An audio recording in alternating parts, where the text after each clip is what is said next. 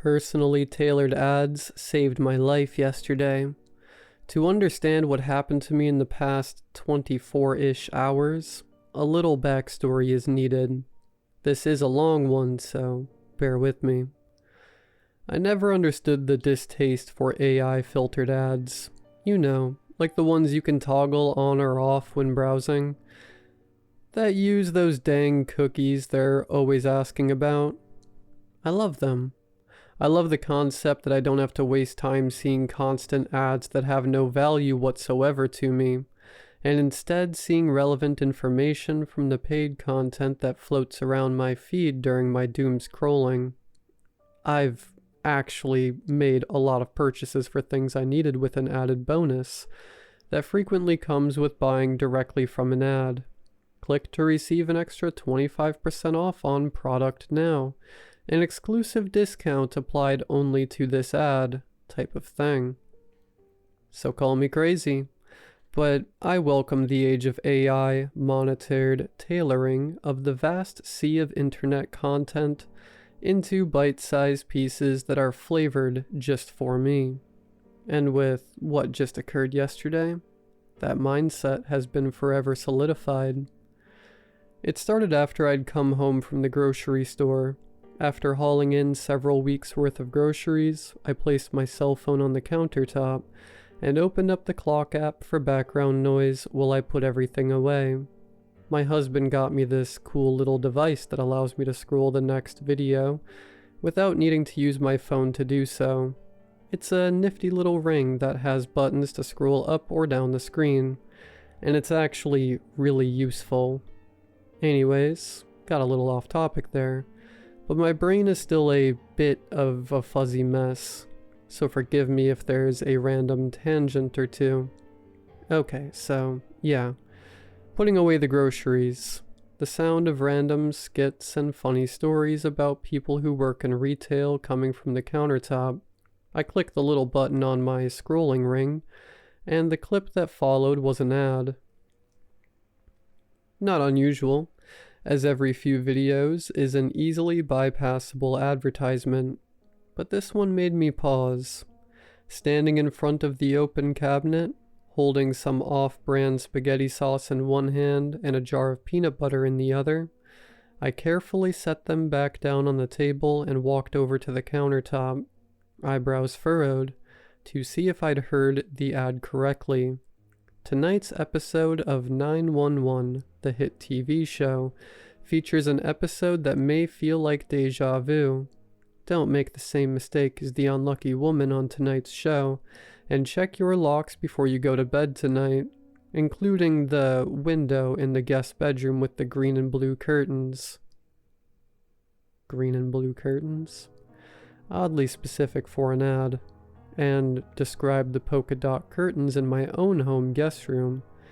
I laughed it off, mentally applauding the targeted advertising from the show's marketing team. They probably did some sort of deep dive into the most commonly searched guest room curtains, and what colors they are to make the ad feel more personal. Honestly impressive, I thought to myself, scrolling past to the next clip, and continuing to put away the jars I had left sitting on the table. After finishing up, and still feeling a little shaken up about the whole curtain thing, I sat down on the couch with my iPad to get some work done that I had already procrastinated with grocery shopping, and I now lacked any excuses towards putting it off. I work from home as a graphic designer, and my husband was away for the weekend, a few hours away for a mandatory sales training course for his job.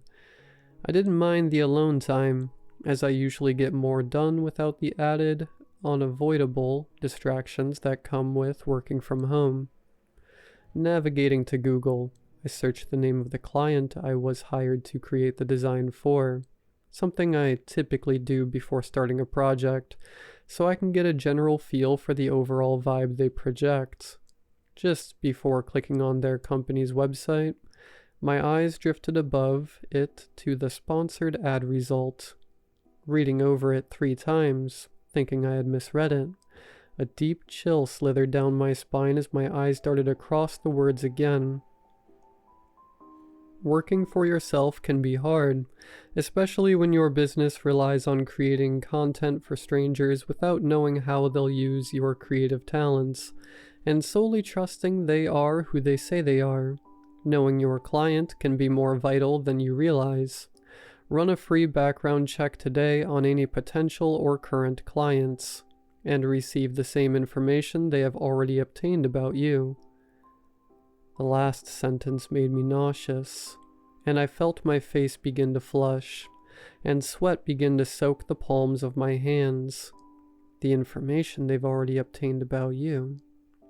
The sentence continued repeating on my mind, as it sounded to me like the ad was telling me my current client had been researching me, and using the website featured in the ad to obtain my personal information.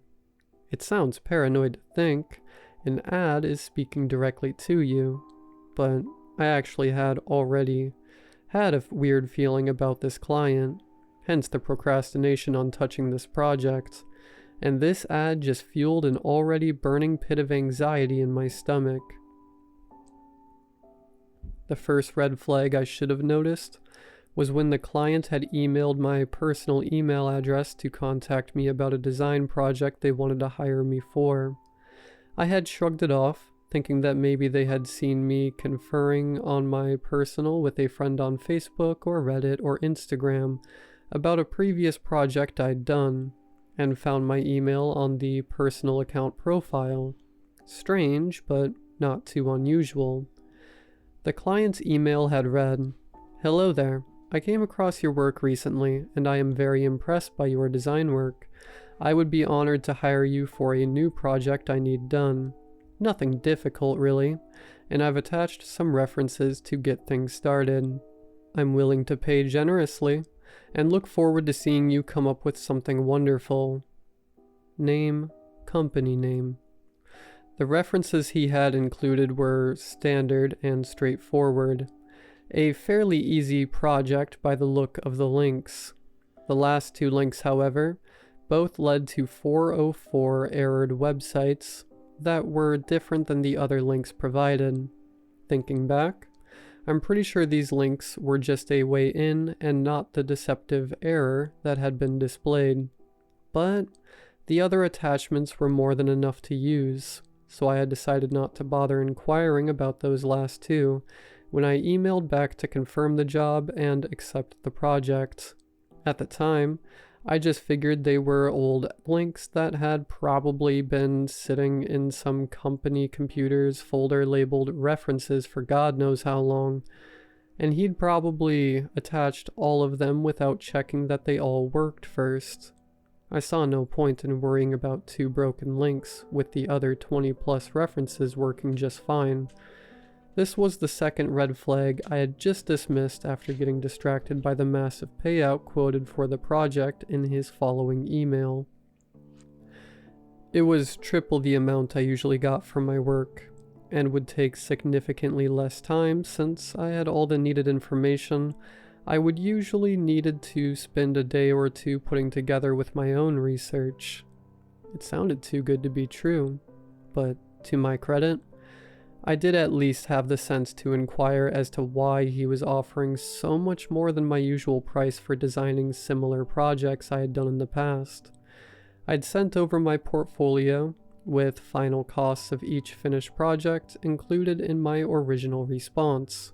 Since I didn't know how exactly he'd found my contact information, with it being my personal address, and if he'd even been to my website for my actual portfolio, or if he'd just come across a project that my name was pinned to, and liked the work I'd done.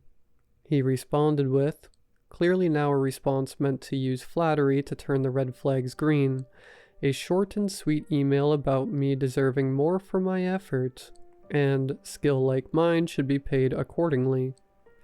Yeah, I know, I should have seen through it, but I'd recently had a client a few works prior who had loved my designs, only for her to decide she hated them when came time to pay, and refused to compensate me.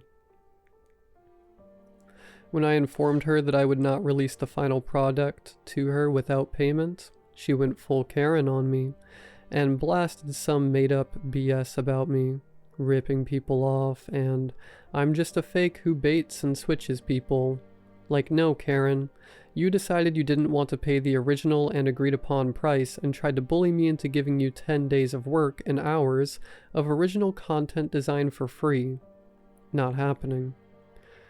So I was still licking my wounds from that mess, and this project more than made up for the wasted time I spent on that other project that I never saw a dime of. It also just felt good to be complimented on my work, and that little ego boost had propelled me right into the sand where I happily buried my head from the cloud of oddities surrounding this client, which brings me back to why this sponsored ad made me feel like I'd emerged from plunging into a frozen lake. But the money quickly washed over and poisoned the logical parts of my brain before the alarm bells could sound. Hovering again over the company website, I tapped the link, barely registering my own movements. The page started loading, clearly a free website that had been launched as more of a placeholder for mainly contact and policy information than an actual blog or useful website for facts about the company itself. I scanned the page, pretty much useless for the project, and was grateful I had all of these references as resources because there was nothing to squeeze from this besides a bio page with a picture of the client and the full spelling of his name. The page was full of those annoying little ads that plaster the page, the ones that are like a game of minefield avoiding clicking on when browsing the page. Home security sale. Protect yourself when you're home alone. Weird. There may be more than skeletons in your guest room closet. Call this number, Exterminator, to get rid of pests hiding in your home. Weirder. Our probiotics ensure your gut is clean and healthy. Always trust your gut. Okay, not too strange, I guess. Don't become a true crime podcast topic. Local women's self-defense classes teach you to pay attention to your surroundings, teach increased awareness, and prevent surprise attacks when you're at your most vulnerable. That was the last straw. This was getting way too freaky. I set my iPad on the couch with shaky hands. The silence in my home suddenly felt suffocating, and the pounding of my panicked heart echoed in my ears. I tiptoed my way towards the kitchen, silently relieved I was wearing socks and could move through without a single sound. I slowly opened the sliding door that opened up into the backyard and slipped through the slim crack, sliding it back into place, careful not to click it into place. I jogged to the side of the yard, leaning on a small tree in the yard, out of view of any of the home's windows. I stared at the blue and green curtains of the guest room window, and within minutes, I saw the shadow of a figure and without hesitation, pressed call on the screen that I already had 911 dialed on the moment I had gotten outside. The sirens followed afterwards, and not too long after, an officer slid open the door and walked over to me. I was still crouching over by the tree, too scared to move from the temporary safety zone. Officer: You must be the owner of the home. Me: Yes, I called 911. Was there anyone in there? My voice was shaking and the officer crouched down next to me. He placed a hand on my shoulder, then stood up, offering me a hand and pulling me up. A second officer had joined us outside, and the two of them led me inside. The front door was wide open, and as we walked through to the front yard, my eyes grew wider and my stomach did little flips as I stared at the man in handcuffs in the back of the police vehicle. I had just seen a picture of him on the company website, next to his full name and contact information. Officer: It seems he came in through your guest room window while you were out. He'd hid under the guest bed and was found with multiple weapons: rope, a handsaw, and a garbage bag. I'm not sure yet what his plans were exactly, but considering he stayed hiding under there until we found and dragged him out instead of attempting to run back out the window when we announced ourselves upon coming inside the house, He was clearly hoping he could just hide long enough to finish whatever it was he wanted to do. I stood there, mouth dry, shivering, quickly coming to the terrible revelation that, had it not been for some oddly specific targeted ads, I would have just worked on the project this creep had hired me to complete, and went to bed without a second thought. So please, if you ever see some ads that feel like they're speaking directly to you, listen to them.